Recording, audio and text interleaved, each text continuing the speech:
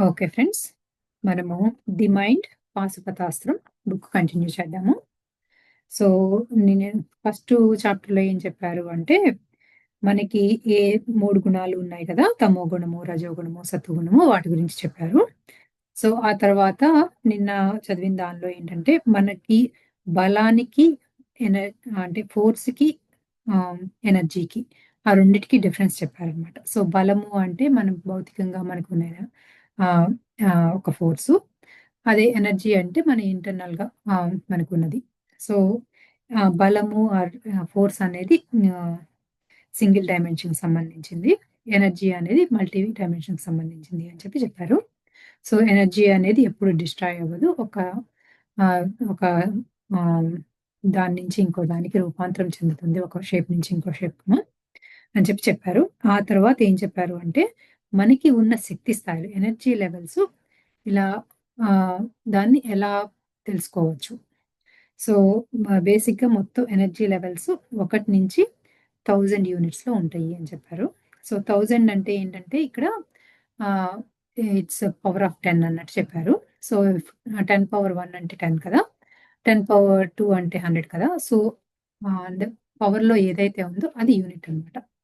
So, 10 power 1 అంటే 1 unit అని. 10 power 2 అంటే 2 యూనిట్స్ అని. సో, అలా అక్కడి 1 నుంచి 1000 యూనిట్స్ వరకు మనం ఈ శక్తి స్థాయిల్ని కొలవచ్చు అని చెప్పారు.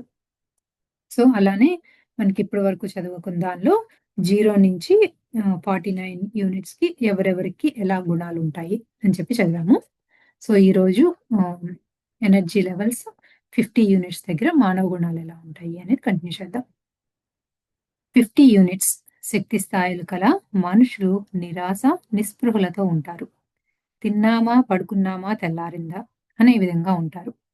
50 యూనిట్ల నుండి క్రమక్రమంగా 74 యూనిట్లు చేరే వరకు ఈ గుణాలు క్రమక్రమంగా తగ్గుతూ వస్తాయని అర్థం చేసుకోవాలి.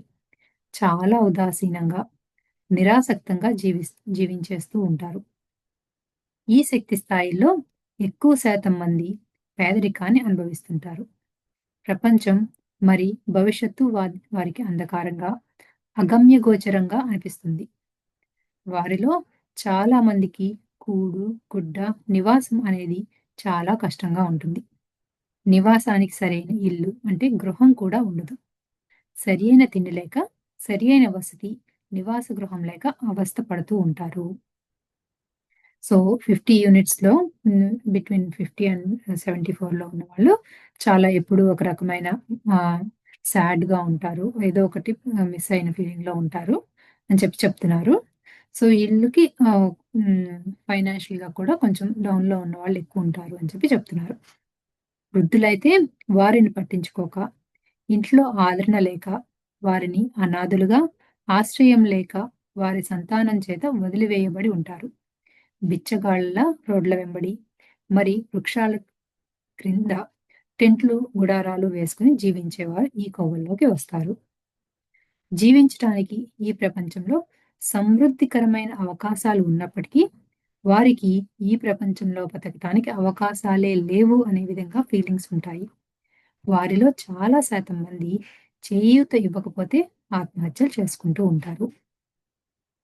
సో, ఈ యూనిట్స్‌లో 70 అండ్ 50 అండ్ 74 మధ్యలో ఉన్న యూనిట్స్‌లో ఉన్న వాళ్ళు ఏంటి అంటే, ఎప్పుడూ ఒక రకమైన అభద్రతా భావంతో ఉండి, అంటే ఎప్పుడు ఎవరో ఆహ్, వాళ్ళు నెక్స్ట్ ఏదన్నా ఆహ్, నేర్చుకోవాలనుకున్నా, ఏదైనా సాధించాలి అనుకున్నా, ఏదన్నా చేయాలి అనుకుంటే వాళ్ళకసలు అవకాశాలు లేవు. మనకసలు వాళ్ళకి లక్ అనేది లేదు. ఆ మైండ్ సెట్‌లో ఎప్పుడూ ఉంటారు అని చెప్తున్నారు. ఆ శక్తి స్థాయిల్లో వారు ఆ భావనలు, గుణాలనే కలిగి ఉంటారు. అది వారి తప్పు కానే కాదు. వారికి ధ్యాన సాధన, అంతర్ముఖులై ఏ విధంగా మానసిక చికిత్స అందించినట్లయితే వారి శక్తి స్థాయిలు వృద్ధి చెంది మానసికంగా ఎదుగుదలను పొందే అవకాశం ఉంటుంది. సో, ఆహ్, ధ్యానం నేర్పించాలి అటువంటి వాళ్ళకి.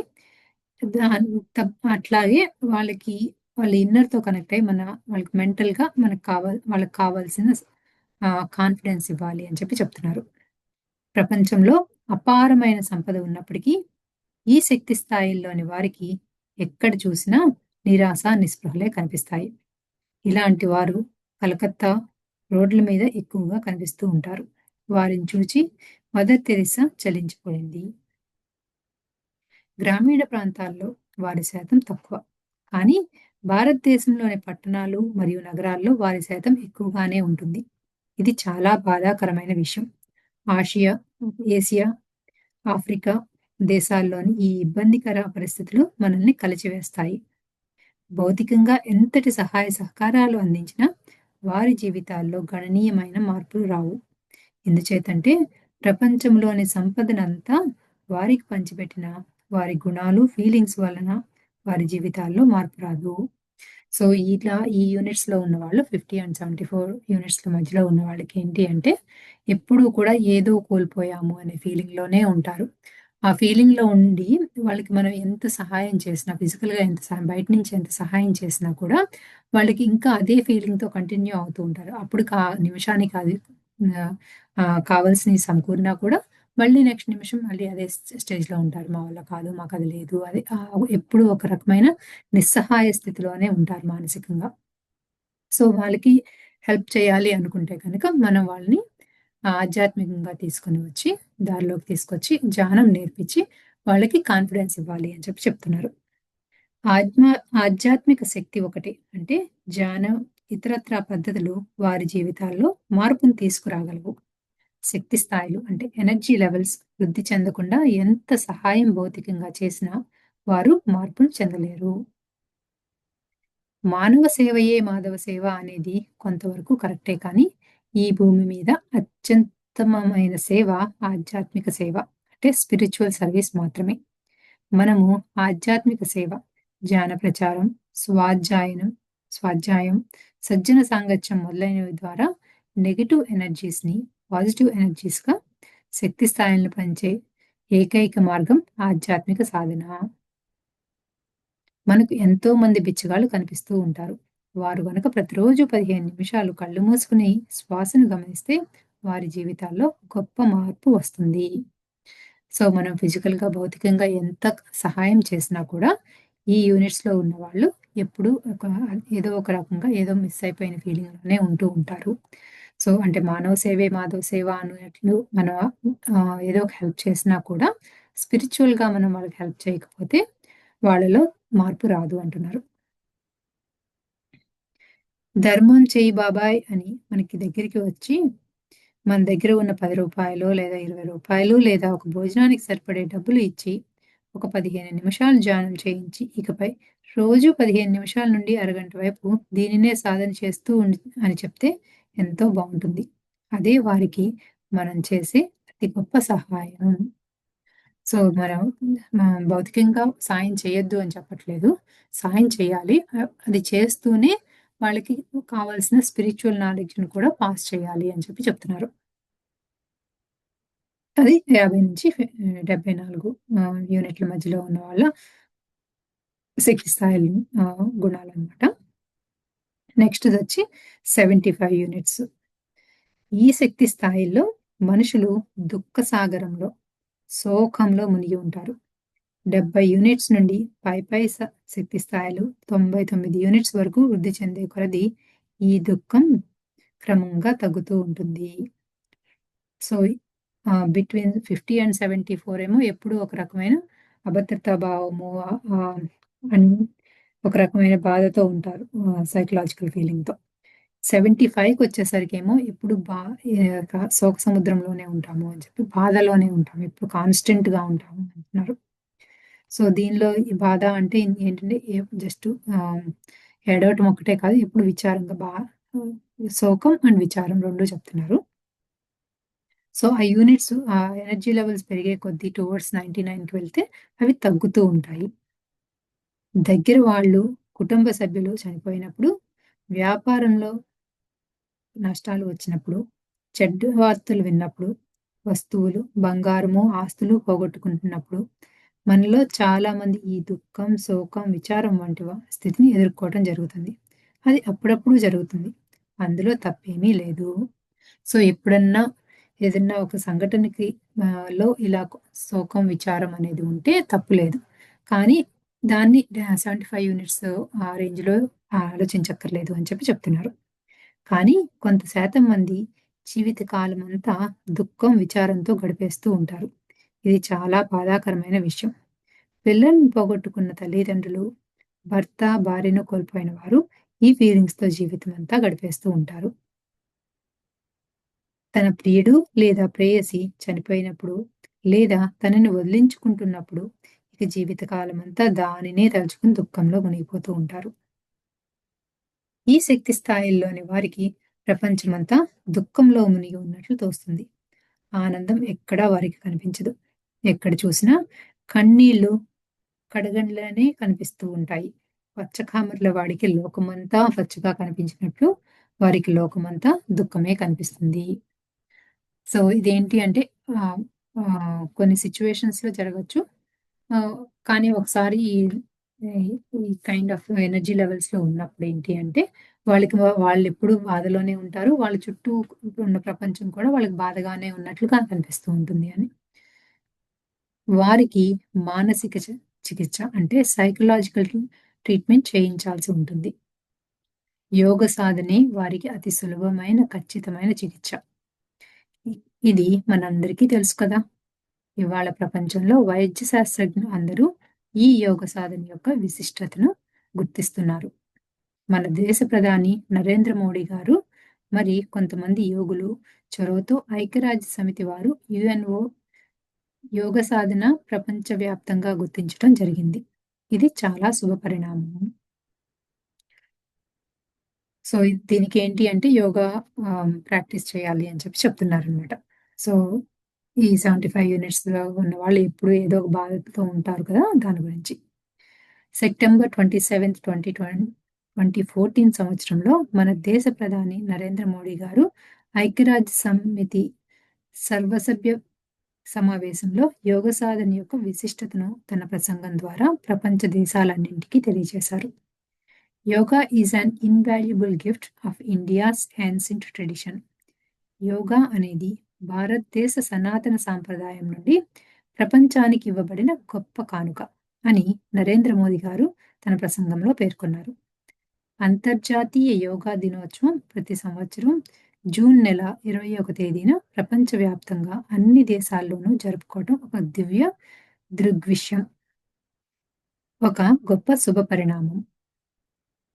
ఇంటర్నేషనల్ డే ఆఫ్ యోగా అంతర్జాతీయ యోగా దినోత్సవము ప్రతి సంవత్సరం జూన్ 21 తేదీన మన కీర్తి శకం 1915వ సంవత్సరం నుండి జరుపుకుంటున్నాం అని చెప్తున్నారన్నమాట. సో, యోగా అనేది చాలా ఇంపార్టెంటు అని చెప్పి చెప్తున్నారు. ఈ ఆహ్, ఈ ఎనర్జీ లెవెల్స్‌లో ఉన్న వాళ్ళకి. దుఃఖం, శోకం అనేది ఒక మానసిక స్థితి. భౌతిక సంబంధాలు అంటే ఫిజికల్ అటాచ్‌మెంట్స్ అయిన మానవ సంబంధాలు, ఆస్తులు, ధనము, కీర్తి, కాంక్ష మొదలైనవి అకస్మాత్తుగా మన నుండి దూరమైనప్పుడు దుఃఖానికి లోనవుతూ ఉంటాము. అప్పుడప్పుడు 500 యూనిట్ల లోపు వారికి సహజమే కానీ 50 యూనిట్ల నుండి 70 యూనిట్ల వారికి మాత్రం ఇది ఒక మానసిక స్థితిగా ఉండిపోతుంది.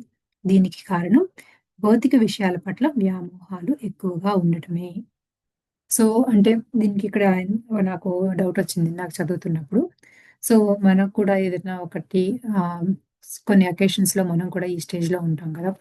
పీరియడ్ ఆఫ్ టైమ్‌లో చాలా ఎప్పుడు బాధపడిపోతూ ఏదో గ్రీవింగ్ పీరియడ్‌లో ఉంటాము. ఎవరన్నా ఫ్యామిలీ మెంబర్‌ని లూజ్ అయినా, లేకపోతే ఏదైనా మనకు బాగా ఇష్టమైన దాన్ని లూజ్ అయినప్పుడు. ఆ గ్రీవింగ్ పీరియడ్‌లో ఉన్నప్పుడు అంటే కొంచెం హైయర్ యూనిట్స్‌లో ఉన్నవాళ్ళు ఎనర్జీ లెవెల్స్‌లో ఉన్నవాళ్ళు ఇది అప్పుడప్పుడు జరగొచ్చు అంట. కానీ అది ఒక పీరియడ్ టైమ్‌లోనే జరుగుతుంది. కానీ అదే కనుక ఎల్లప్పుడూ వాళ్ళు లోవర్ ఎనర్జీ లెవెల్స్‌లోనే 50, 75 ఆ లెవెల్స్‌లో ఉన్న వాళ్ళకి కాన్‌స్టెంట్‌గా అదే ఫీలింగ్‌తో ఉంటారు. ఎప్పుడూ ఒక రకమైన ఏదో పోగొట్టుకున్న ఫీలింగ్‌లోనే ఉంటారు అని చెప్పి చెప్తున్నారు. God grant me the serenity to accept the things that I cannot change, the courage to change the things that I can, and the wisdom to know the difference. The Holy Bible. So, దేవా నేను మార్చలేని వాటిని నిర్మలత్వంతో సమ్మతించే విధంగాను, మార్చగల వాటిని ధైర్యంగా మార్చుకునే విధంగాను నన్ను అనుగ్రహించుము అని చెప్పి బైబిల్‌లో చెప్పారనమాట. సో, దాన్ని మనము ఆహ్, ఆ యూనిట్స్‌లో ఉన్నవాళ్ళు అంటే హైయర్ యూనిట్స్‌లో ఉన్నవాళ్ళు దాని గురించి వర్క్ చేసి దానిలో చేంజ్ చేసుకోగలరు. లోవర్ యూనిట్స్‌లో వాళ్ళకి అది మోస్ట్‌లీ కష్టమవుతుంది అన్నట్లుగా నాకు అర్థమవుతుంది. ఇలాంటి ప్రార్థనల వల్ల పాజిటివ్ మార్పు సంభవించి దుఃఖం నుండి బయటపడవచ్చు. సో, ఇది ఒక ఎఫర్మేషన్ అన్నమాట బైబిల్‌లో చెప్పింది. సో, ఇదేంటి అంటే నేను మార్చలేని దాన్ని ఎలాగూ మార్చలేను కాబట్టి, దాన్ని నేను ఎలా ఉన్నదో దాన్ని అలా యాక్సెప్ట్ చేసేలాగా, మార్చటానికి కుదిరిన దాన్ని నేను చాలా ధైర్యంతో దాన్ని మార్చటానికి ఆహ్, పూనుకునే విధంగా, ఆ పని చేసే విధంగా నాకు ఆహ్, యా గైడ్ చేయమని అని చెప్పి మనం కనుక ఎప్పుడు మనం ఎఫర్మేషన్స్ ఇచ్చుకుంటూ ఉంటే, ఆ పాజిటివ్ ఎఫర్మేషన్స్ వల్ల మనము ఈ దుఃఖం నుంచి, శోకం నుంచి బయటపడవచ్చు. ఆ యూనిట్స్‌లో ఉన్నప్పుడు అని చెప్తున్నారనమాట. యాక్సిడెంట్స్ లేదా వ్యాధుల్లో పిల్లలను కోల్పోయిన తల్లిదండ్రులు లేదా జీవిత భాగస్వామిని కోల్పోయిన వారు, తమ ప్రియుడిని లేదా ప్రేయసిని కోల్పోయిన వారు ఈ విధంగా ప్రార్థనలు చేయటం ద్వారా ఉపశమనం పొంది ఆ స్థితి నుండి బయటపడతారు. సో, యాక్చువల్లీ ఇది చదువుతున్నప్పుడు నాకు ఎక్కువ అనిపించింది ఏంటి అంటే, నేను మెడిటేషన్‌లోకొచ్చిన main reason when I lost my mom అనమాట. సో, ఇది యాక్చువల్లీ కరెక్ట్‌గా అనిపిస్తోంది.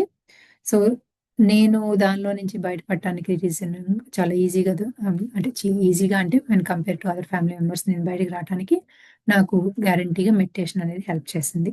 సో, ఆ మెడిటేషన్‌లో హెల్ప్ చేసినప్పుడు నాకు ఇది కూడా బాగా టచ్ అయిందనమాట. సో, ఏంటంటే నేను ఆహ్, చేయగలిగి అంటే దాన్ని ఏమి మార్చలేను అయిపోయిన దాని గురించి.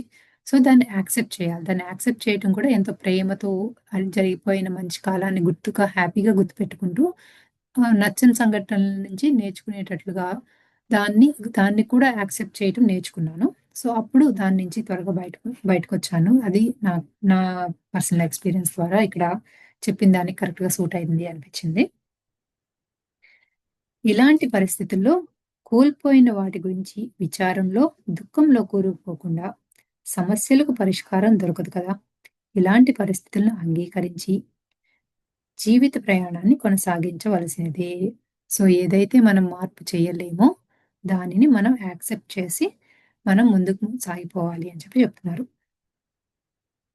బుద్ధుడు 2500 సంవత్సరాల క్రితమే భౌతిక వ్యామోహాలు, మితిమీరిన కోరికలు, బంధాలు అనేవి దుఃఖానికి కారణం అని ప్రబోధించారు. బుద్ధుడి 4 ఆర్య సత్యాలు. సో, బుద్ధుడు ఆహ్, చెప్పిన ఆహ్, బోధనలు ఇక్కడ చెప్తున్నారనమాట. ఈ లోకంలో అన్ ఈ లోకం అంతా దుఃఖంతోనే నిండి ఉంది. ఆ దుఃఖానికి కారణం మితిమీరిన కోరికలు. ఈ మితిమీరిన కోరికలకు కారణం అజ్ఞానం. ఆ దుఃఖాన్ని పారద్రోలేదే అష్టాంగ మార్గమే. మనం దుఃఖించనవసరం లేదు. మన అంతరంగ ప్రపంచంలో అపారమైన శక్తి సామర్థ్యాలు ఇమిడి ఉన్నాయి. ఈ విశ్వంలోని సమస్త ఐశ్వర్యాలు మన కోసం సిద్ధపరచబడి ఉన్నాయి.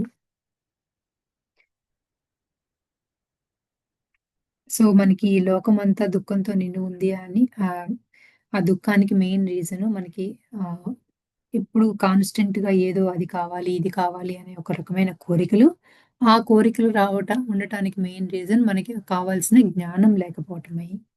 సో, ఈ దుఃఖాన్నంతటిని పోగొట్టుకోవాలి అంటే మనం ఆ జ్ఞానాన్ని పెంచుకోవాలి అని చెప్పి చెప్తున్నారు. సో, అదంతా ఎక్కడుంది ఆ జ్ఞానం అంతా?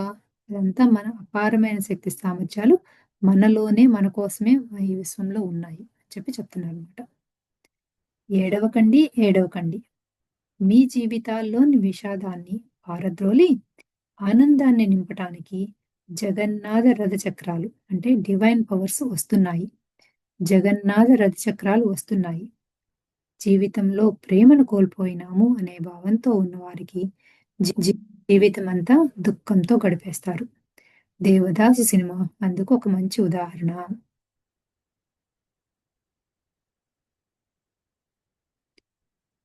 ఈ మహాప్రకృతిలోని సృష్టి సమస్తము మిమ్మల్ని ప్రేమిస్తున్నది.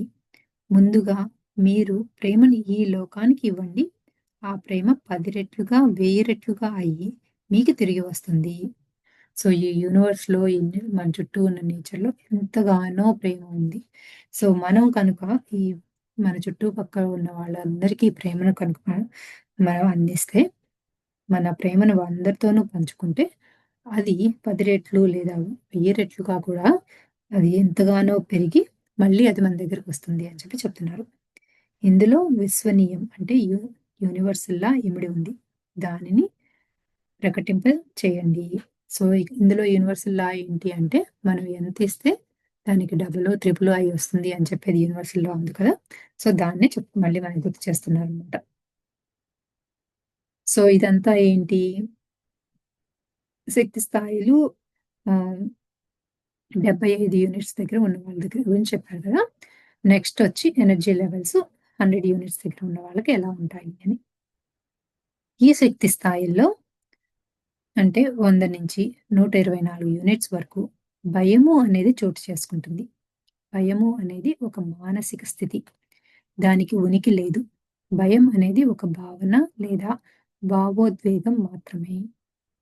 సో, అసలు భయం అనేది ఏంటి? ఒక జస్ట్ ఎమోషనే. దానికొక ఎగ్జిస్టెన్స్ అనేది లేదు. దానికొక షేప్ అనేది లేదు. ఈ భయాలు అంటే ఫియర్స్ అనేక రకాలుగా ప్రతి ఒక్కరికి 500 యూనిట్‌లు శక్తి స్థాయిలు పైబడిన వారికి భయాలు ఉండవు.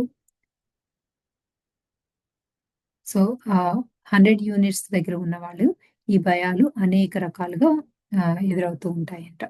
500 యూనిట్స్ దగ్గరికెళ్ళేటప్పటికి తక్కువుంటాయి అని చెప్పి చెప్తున్నారు.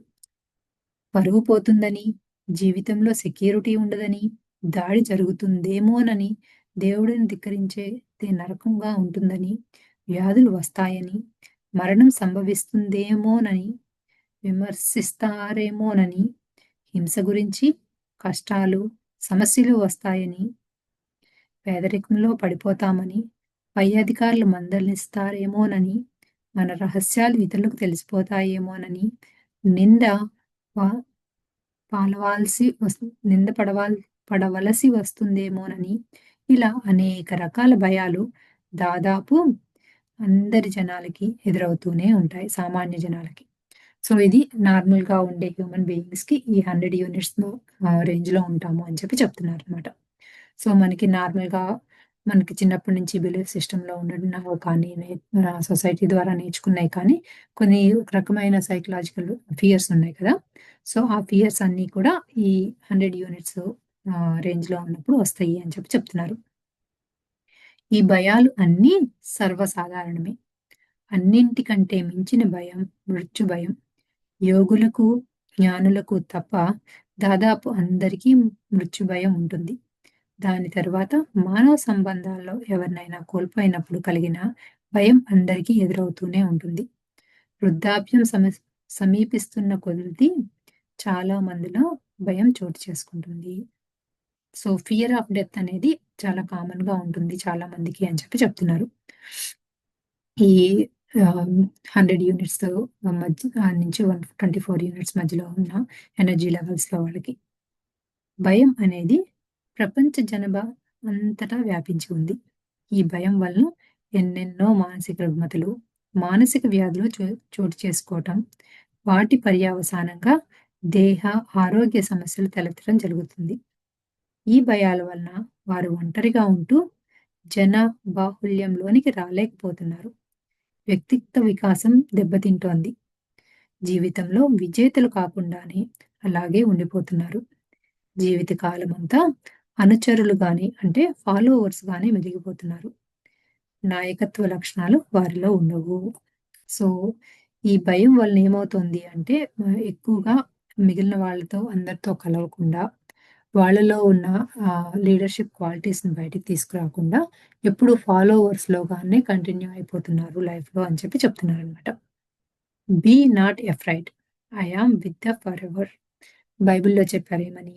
భయపడకుము, నేను అంతరంగ ప్రపంచాన్ని మరియు బ్రహ్మ పదార్థాన్ని ఎప్పటికీ శాశ్వతంగా నీలోనే ఉంటున్నాను అనేది బైబిల్‌లో ఒక సేయింగ్ అనమాట. సో, దేని గురించి భయపడాల్సిన అవసరం లేదు. ఈ యూనివర్స్ ఎప్పుడూ కూడా మనతోనే, మనలోనే ఉంది హెల్ప్ చేయటానికి, గైడ్ చేయటానికి అనేది గుర్తుపెట్టుకోవాలి అని. మన అంతరంగ ప్రపంచంలో అనంతమైన శక్తి సామర్థ్యాలు ఉన్నాయి. భయం ఎందుకు?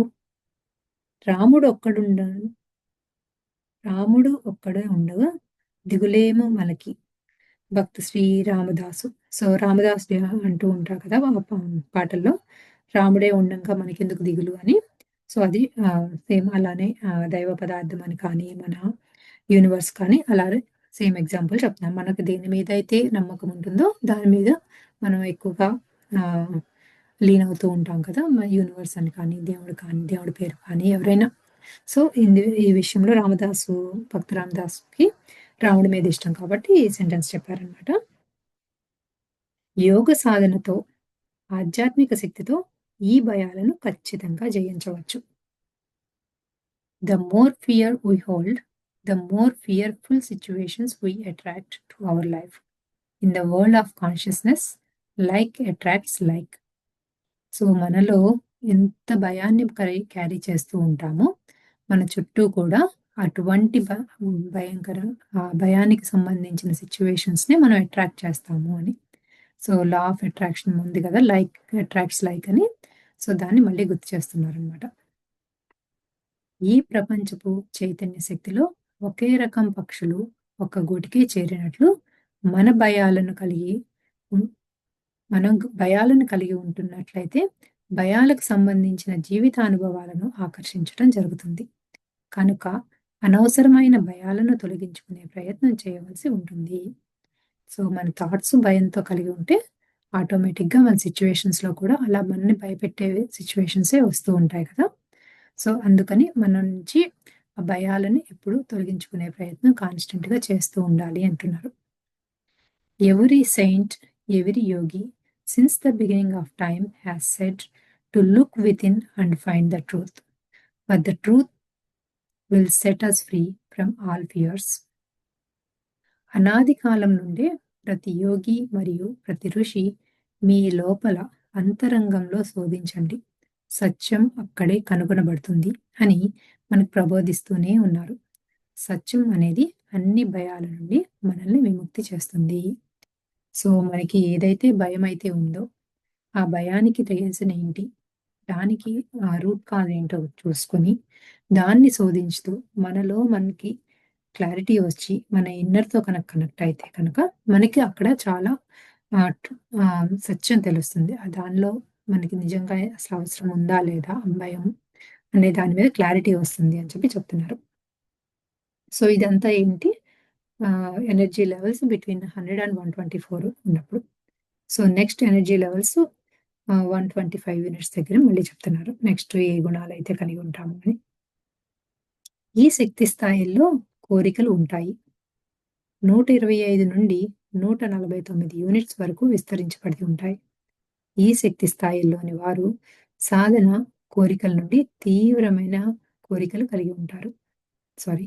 ఈ శక్తి స్థాయిల్లో వారు సాధారణ కోరికల నుండి తీవ్రమైన కోరికలు అంటే పేరాస వరకు. సో, రెగ్యులర్‌గా మనకి ఇది కావాలి, అది కావాలి అని కాకుండా ఇంకా మరీ అత్యాస అంటే మరీ ఇది అసలు కావాల్సిందే, ఇది లేకపోతే నేను లేను అనే ఒక రకమైన పేరాసతో కూడా కలిగి ఉంటారనమాట.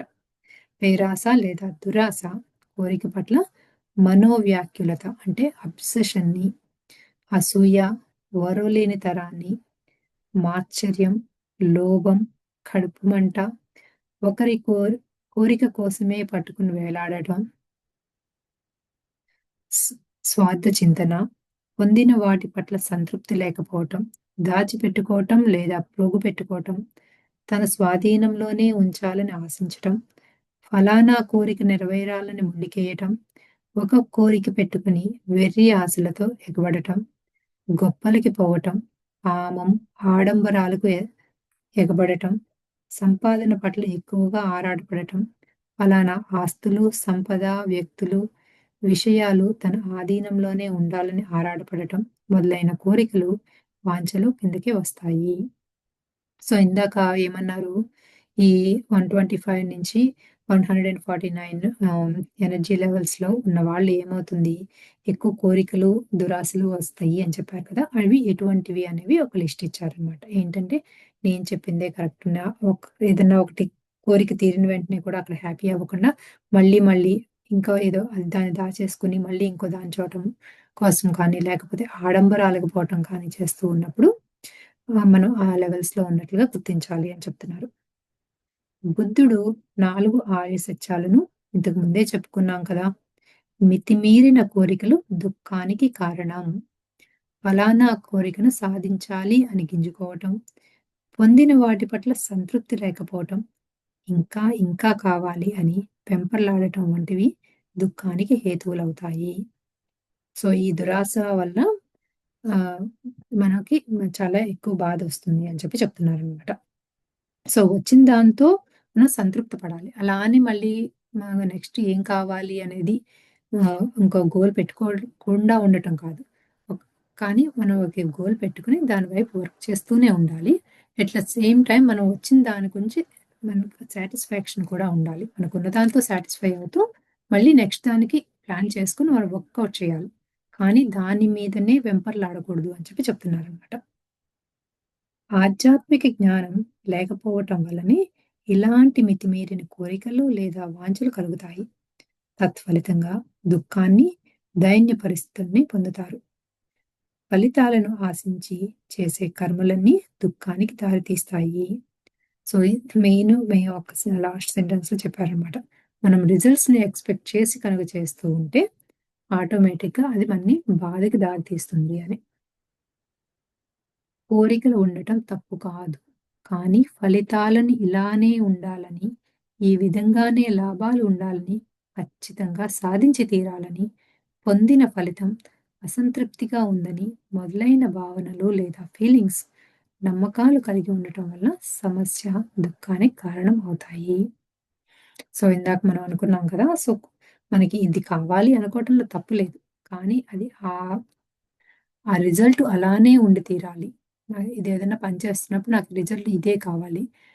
ఇది కాకుండా వేరే ఏదైనా వస్తే అసల చాలా బాధపడిపోవటం, దుఃఖపడిపోవటం, అసంతృప్తి చెందటం అనేది ఉండకూడదు అని చెప్తున్నారనమాట. ఈ ఆధునిక కాలంలో అని చెప్పుకునే టీవీలు, సినిమాలు మనుషుల్లో కొత్త కోరికలను ప్రేరేపిస్తున్నాయి. టీవీ, సినిమాల్లోని అడ్వర్టైజ్‌మెంట్స్‌ని చూసి సౌందర్యం పట్ల, విలువైన వస్తువుల పట్ల, అవసరం లేని వాటి పట్ల మోజుపడుతున్నారు. తాహతుకు మించిన వాటిని కొనాలి, పొందాలి అని ఎగబడుతున్నారు. వాటి పర్యవసానంగా ఎక్కువ శాతం మంది వ్యసనపరులవ్వడము, లేదా ఎలాంటి అడ్డదారులైనా సరే సంపాదించుకొని ఆడంబరంగా అంటే లగ్జూరియస్‌గా బతకాలనే తపన ఎక్కువైంది. దానివల్ల ధర్మం దారి తప్పుతుంది. సో, మనకేంటి అంటే మన చుట్టూ ఉన్న సోషల్ మీడియా మనల్ని ఎక్కువగా ఆహ్, యాహ్! వేరే వాటి వైపు అట్రాక్ట్ చేస్తుంది. అంటే అది మనం ఫిజికల్‌గా ఎంత అందంగా కనపడాలి అని, లేకపోతే ఈ మేకప్‌ల గురించి కానీ, లేకపోతే హై వాల్యూ అంటే ఒక బట్టల గురించి కానీ, అంటే కొన్నేంటంటే బ్రాండెడ్ స్టఫ్ గురించి కానీ, లేకపోతే ఆహ్, జ్యువెల్లరీ గురించి కానీ, ఇలా ఏంటంటే ఒక రకమైన సోషల్ మీడియా ప్రెషరు అందరిలోనూ ఒక ఆహ్, అది ఉంటే బావుంటుంది అనే ఒక రకమైన వెంపర్లాట మొదలైపోయింది. దాన్ని అలా మనకు ఆ సొసైటీ మనకి ఈ మధ్య ఎక్కువయింది అని చెప్తున్నారు ఈ అడ్వర్టైజ్‌మెంట్స్ వల్ల. సో, దీనివల్ల ఏమవుతుంది అంటే దానికున్న ఆహ్, డాలర్ వాల్యూ ఆహ్, వాల్యూ ఎక్కువగా ఉండటం వల్ల ఏంటంటే ఆ ఫైనాన్షియల్ స్టేజ్‌కి దాన్ని ఎఫోర్డ్ చేసే స్టేజ్ కోసం హ్మ్. ఆహ్, ఏదో ఆహ్, ప్రాపర్ డైరెక్షన్‌లో వెళ్ళకుండా ధర్మాన్ ఆహ్, ధర్మం తప్పుతున్నప్పుడు ఆహ్, ఈ కైండ్ ఆఫ్ ఎనర్జీ లెవెల్స్‌లో ఉంటున్నాము అని చెప్తున్నారనమాట. సో, ఈ ఎనర్జీ లెవెల్స్‌లో ఉన్నవాళ్ళు ఇట్లా ధర్మం తప్పే ఛాన్సెస్ ఎక్కువున్నాయి అని చెప్తున్నారు. ఏంటంటే ఎనర్జీ లెవెల్స్ 125 నుంచి 149 వరకు. దీనిలో ఇంకొకటి భగవద్గీతలో ఒక శ్లోకం చెప్పారు. ఇది అధ్యాయం 3 శ్లోకం 19. దా మూడవ అధ్యాయం కర్మయోగం 19వ శ్లోకం. తస్మాదసక్తః సతతం కార్యం కర్మ సమాచర అసక్తో హ్యాచరన్ కర్మ పరమాప్నోతి పూరుషః.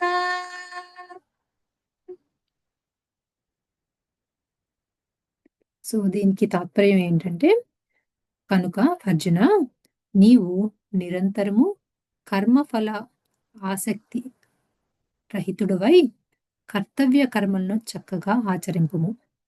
ఏలనన ఆసక్తిని వీడి కర్మలను సదా ఆచరించుచు మనుష్యులకు మోక్షం లభించును.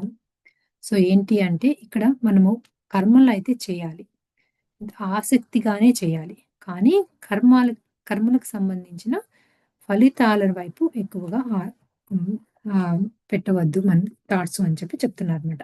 సో కర్మల నుంచి వచ్చే ఫలితాల వైపు ఆసక్తి ఎక్కువద్దు అని చెప్పి చెప్తున్నారు. అప్పుడు మోక్షం వస్తుంది అని. Desire, especially strong desire, frequently blocks our getting what we want. Desiring is actually the obstacle to its achievement or acquisition. This is because desire literally means I do not have. In other words, if we say that we desire something, we are saying that it is not ours. When we say that is not ours, we put a psychic distance between ourselves and what we want. This distance becomes the obstacle that consumes energy. So పేరాశతో లేదా దురాశతో కూడిన కోరిక అనేది మనం కోరుకున్న దాన్ని పొందకుండా ఆటంకపరుస్తుంది. సో ఏం చెప్తున్నారు అంటే, మనకి ఏదైనా ఉంది, కోరిక ఉంది అనుకుంటే అది మనది, ఐ డోంట్ హ్యావ్ ఇట్ అంటే నాకు అది లేదు అనేది ఒక మాట మనలో అనుకున్నాము అంటే, సో దానిలో మీనింగ్ ఎలా వస్తుంది? అది మనది కాదు, మన దగ్గర లేదు అనే మైండ్ సెట్, అలా దాని తాత్పర్యం వస్తుంది కదా. సో అలా కాకుండా, సో అలా చెప్పకూడదు. అంటే when we say that it is not ours, we put a psychic distance between our self and what we want. నా దగ్గర అది లేదు అని అలా చెప్తుంటే ఏంటంటే, మన దగ్గర దానికి మనకి ఏదైతే కావాలి అనుకుంటున్నామో దానికి మనకి మధ్యలో చాలా ఎక్కువ గ్యాప్ చేస్తున్నాము, మన డిస్టెన్స్ పెరిగిపోతుంది అని చెప్పి చెప్తున్నారు అనమాట. సో ఆ డిస్టెన్స్ ఏమవుతుంది? It becomes the obstacle that consumes energy. So ఆ డిస్టెన్స్ ఎక్కువ అవుతున్న కొద్దీ మనలో ఎక్కువ ఎనర్జీ కూడా వేస్ట్ అవుతుంది, కన్జ్యూమ్ అవుతుంది అని చెప్పి చెప్తున్నారు అనమాట. అసలు వాంఛించటం లేదా కోరుకోవటం అనేది ఒక ఆటంకంగా మారి మనం పొందాలనుకున్న దాన్ని లేదా సాధించుకోవాలి అనుకున్న దానిని మనకి దక్కకుండా చేసేస్తోంది. కోరిక లేదా వాంఛ యొక్క అర్థం అక్షరాల అది నా దగ్గర లేదు అని నెగిటివ్ ఆలోచన లేదా నెగిటివ్ థాట్స్ ఒకదానిని కోరుకున్నాము అంటే అది మనది కాదు అనే భావన మనలో నాటుకుపోయి ఉంటుంది. సో అది మనది కాదు అనే థాట్ మనకి రాకూడదు అని చెప్పి చెప్తున్నారు అనమాట. అది మనది కాదు అనే భావన కలిగి ఉన్నప్పుడు ఆ కోరుకున్న వస్తువు లేదా సంఘటన మనకు మానసికంగా దూరం అవుతుంది. ఆ మానసిక దూరమే మనకు ఆటంకంగా మారుతుంది. మనం వాంఛించినది నెరవేరకుండా పోతుంది. మనం ఏదైతే కోరుకుంటున్నామో అది మన అంతరంగంలోనే ఉన్నప్పుడు ఏదో కావాలి, అది బయట ఎక్కడో ఉంది అని ఆరాటపడటమే ఒక ఆటంకంగా మారి మన లక్ష్యాలను, సంకల్పాలను నెరవేర్చకుండా చేస్తుంది.